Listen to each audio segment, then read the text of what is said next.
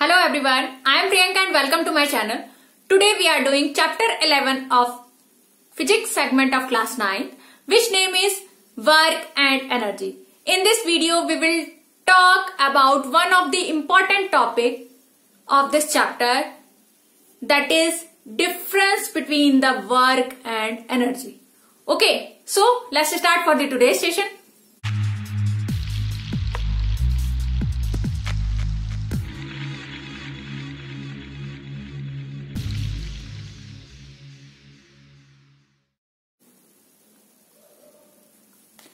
I had told that in this video we will talk about the difference between the work and energy.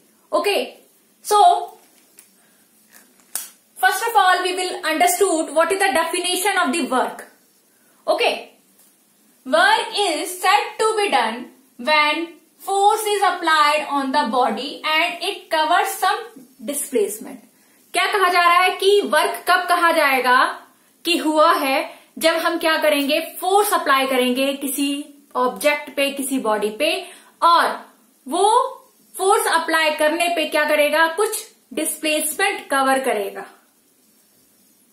इसका मतलब कि वहां पे क्या हो रहा है, पोजीशन चेंज हुआ है. पहले ऑब्जेक्ट का पोजीशन कहीं और था और after some time, after applying force, उसका क्या हुआ है, पोजीशन चेंज हुआ है, हमने डिस्प्लेस किया है उसको एक जगह से दूसरी जगह. ठीक है, तो अगर डिस्प्लेसमेंट होता है तो उस कंडीशन में हम कहते हैं कि वर्क क्या हुआ है, डन हुआ है. और अगर डिस्प्लेसमेंट नहीं होगा तो हम क्या कहेंगे, work doesn't have done. Okay, so ये हमारी डेफिनेशन थी वर्क की.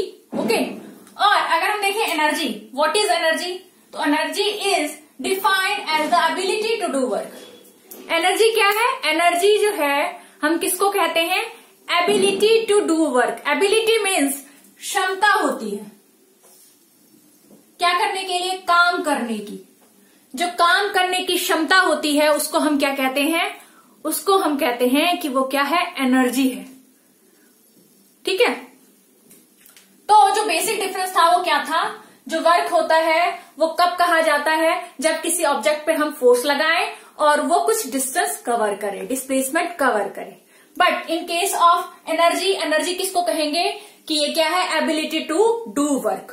ओके, अगर सेकंड पॉइंट की बात करें तो वो क्या है, जो वर्क है वो क्या है, फोर्स इनटू डिस्प्लेसमेंट, जो अभी हमने डिस्कशन किया था अकॉर्डिंग टू द डेफिनेशन.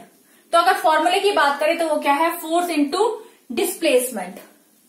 ठीक है, सेकेंड पॉइंट अगर एनर्जी की बात करें तो वो क्या है, there are various equations depending upon the types of energy. क्या यहाँ पे एनर्जी जो है वो वेरियस फॉर्म्स में अवेलेबल होती है.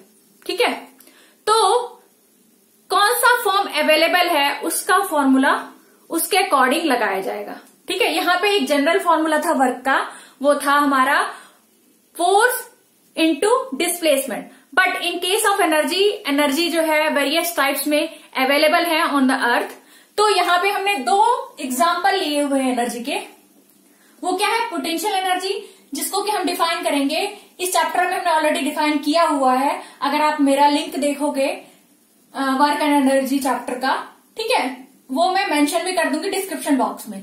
ओके, तो उसमें भी हमने पोटेंशियल एनर्जी, काइनेटिक एनर्जी और भी वेरियस फॉर्म्स ऑफ एनर्जी के बारे में डिस्कशन किया हुआ है. ठीक है, तो जो पोटेंशियल एनर्जी होता है उसका जो फॉर्मूला होता है वो क्या होता है, mgh.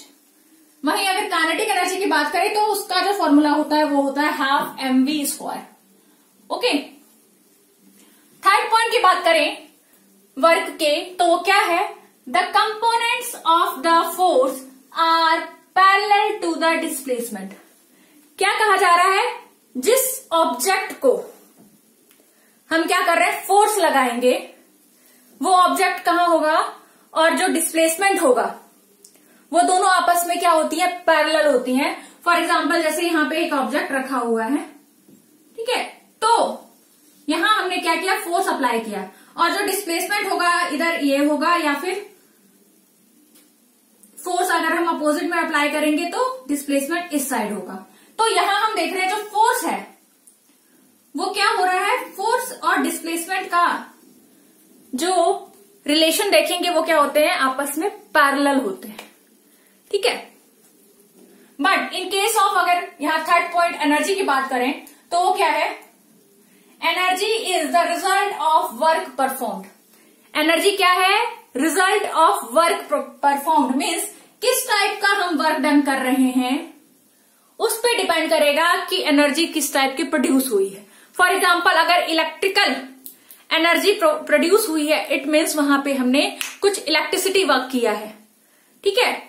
और अगर हम क्या कर रहे हैं, मैकेनिकल फंक्शन परफॉर्म कर रहे हैं, तो उस केस में क्या कहेंगे कि वहां पे मैकेनिकल एनर्जी क्या हो रही है, प्रोड्यूस हुई है। हीट वर्क डन परफॉर्म करेंगे तो वहां पे हीट एनर्जी प्रोड्यूस होती है। तो वेरियस फॉर्म्स ऑफ एनर्जी जो है वो डिपेंड करता है कि हमने जो है वर्क परफॉर्म किस टाइप का किया है, ठीक है।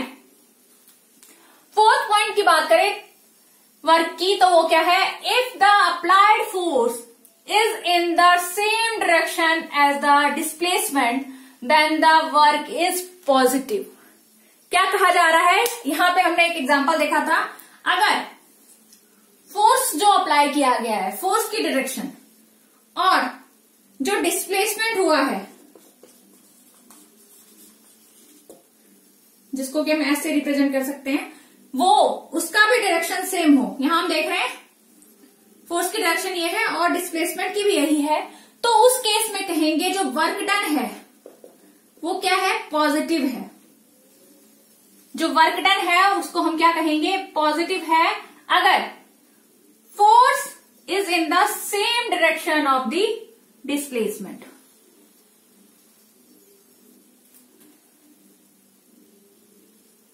ठीक है। वहीं सेकंड केस हम देखेंगे कि अगर हम फोर्स अप्लाई कर रहे हैं और जो डिस्प्लेसमेंट हो रहा है वो अपोजिट हो रहा है, ठीक है, तो उस केस में हम कहेंगे कि जो वर्क डन है वो क्या है, नेगेटिव इन नेचर है, ठीक है। तो यहां डेफिनेशन देखते हैं, if the applied force is in the opposite direction of the displacement, जो फोर्स अप्लाई किया गया है वो क्या है, उल्टी डायरेक्शन में है, अपोजिट डायरेक्शन में है, किसके, डिस्प्लेसमेंट जो हुआ है ऑब्जेक्ट का, ठीक है। तो हम क्या कहेंगे कि इस टाइप का जो वर्क डन है that is negative in nature, okay. But in case of energy अगर हम बात करें फोर्थ पॉइंट की, तो वो क्या है, there is no direction component in energy. जो एनर्जी होती है उसमें कोई भी डायरेक्शन कंपोनेंट नहीं होता, ठीक है। तो आज का वीडियो यहां पे एंड करते हुए आप लोगों से रिक्वेस्ट करूंगी कि अगर आपको ये वीडियो पसंद आया है तो प्लीज उसे लाइक एंड शेयर जरूर करें, और अगर अभी तक आपने मेरा चैनल सब्सक्राइब नहीं किया है तो उसे जरूर सब्सक्राइब करें, जिससे कि आपको और भी इंफॉर्मेटिव वीडियो, इंपॉर्टेंट वीडियोस आगे देखने को मिले। So bye everyone and wait for the next video.